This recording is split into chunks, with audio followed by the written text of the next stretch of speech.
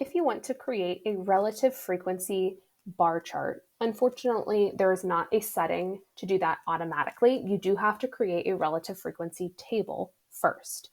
Now, you can count the frequency by hand and calculate the relative frequency by hand, or you can have Google Sheets do that for you.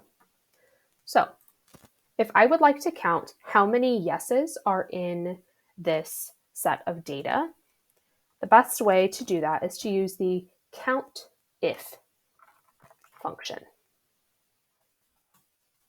So I want to type equals COUNTIF parenthesis, highlight my data,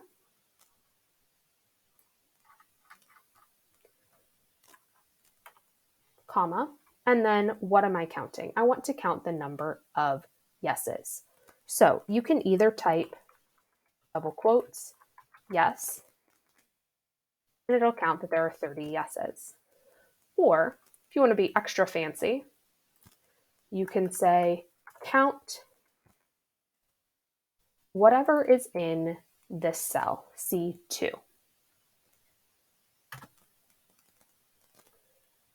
Now, the reason that this is a little bit better is if you have a lot of different responses in your data set, you can say, well, my range is always going to be from A2 to A66. You use the dollar signs to make sure that when you copy and paste that formula, that it will not adjust the rows for the data set.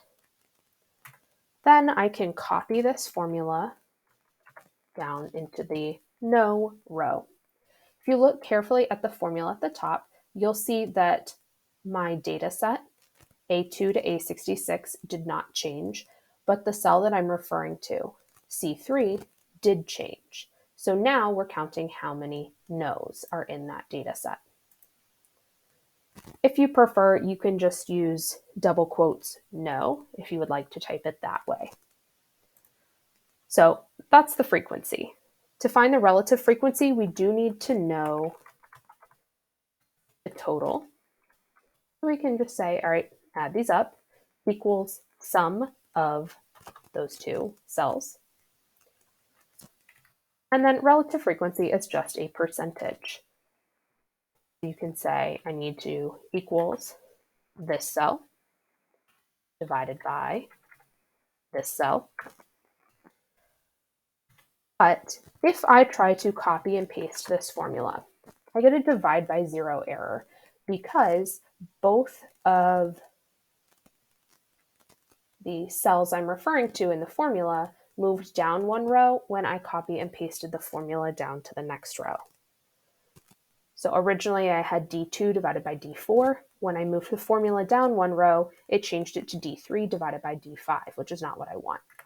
So again, you can use the dollar signs to make sure that we are always dividing by D4. So now, when I copy and paste, only the numerator changes. The denominator is still D4. If these numbers are given to you as decimals, you can just click the % button at the top to change it to a percentage. And you can use these two buttons to increase or decrease the number of decimal places that you want. Now, to actually create your bar chart, I can say I have yes and no as my categories, hold the control key, and then highlight my percentages. Now when I do insert chart, it gives me a pie chart, and I can change it to a bar chart. And you can see now that my y-axis is in percent. Again, you can go under customize and change anything else about this chart. So if you want to not have it count by 20% on the y-axis, you can go down to grid lines and ticks and say, I want to count by 10%. Just kidding, 0.1. So that is a relative frequency bar chart.